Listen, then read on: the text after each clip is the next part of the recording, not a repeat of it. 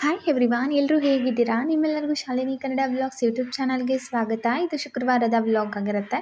ಶುಕ್ರವಾರ ಅಂದರೆ ಯೂಶ್ವಲಿ ಒಂದು ಪಾಸಿಟಿವ್ ವೈಬ್ರೇಟೇ ಇರುತ್ತೆ ಎಲ್ಲರ ಮನೇಲೂ. ಸೊ ನಾನು ಕೂಡ ಬೆಳಗ್ಗೆ ಎದ್ದಿದ ತಕ್ಷಣ ಆಲ್ಮೋಸ್ಟ್ ಎಲ್ಲ ಕೆಲಸ ರಾತ್ರಿಯೇ ಆಗಿತ್ತು. ಹಾಗಾಗಿ ಬೆಳಗ್ಗೆ ಎದ್ದು ಒಂದು ಚಿಕ್ಕದಾಗಿರುವಂಥ ರಂಗೋಲಿನ ಇಲ್ಲಿ ಹಾಕ್ಕೊಳ್ತಾ ಇದ್ದೀನಿ. ಈ ರಂಗೋಲಿ ಡಿಸೈನ್ ನಿಮ್ಗೆ ಇಷ್ಟ ಆಗುತ್ತಾ ಕಮೆಂಟ್ ಮುಖಾಂತರ ತಿಳಿಸಿ. ಈ ರಂಗೋಲಿನ ನೋಡ್ಕೊಂಡು ಬನ್ನಿ.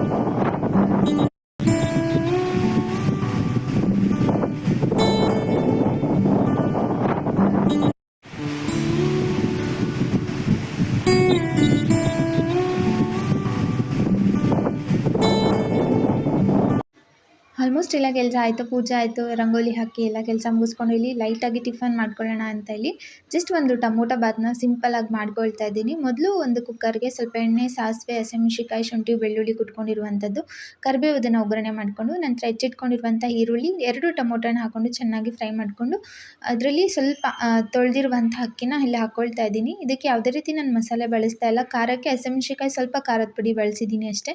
ಸೊ ಅಕ್ಕಿನ ಚೆನ್ನಾಗಿ ಫ್ರೈ ಮಾಡಿಕೊಂಡು ಒಂದು ಕುದಿ ಬಂದಾಗ ಕುಕ್ಕರ್ ಲಿಡ್ನ ಕ್ಲೋಸ್ ಮಾಡಿ 2 ವಿಷಲ್ ಕೂಗಿಸ್ಕೊಂಡ್ರೆ ಈಸಿ ಆ್ಯಂಡ್ ತುಂಬ ಟೇಸ್ಟಿಯಾಗಿ ಬಾತ್ ರೆಡಿ ಆಯಿತು. ಇದಕ್ಕೆ ಯಾವುದೇ ರೀತಿ ನಾನು ಮಸಾಲೆ ಕೂಡ ಹಾಕಿಲ್ಲ. ಐ ಹೋಪ್ ಈ ವಿಡಿಯೋ ಇಷ್ಟ ಆಗುತ್ತೆ ಅಂತ ಅಂದ್ಕೊಂಡಿದ್ದೀನಿ. Thank you.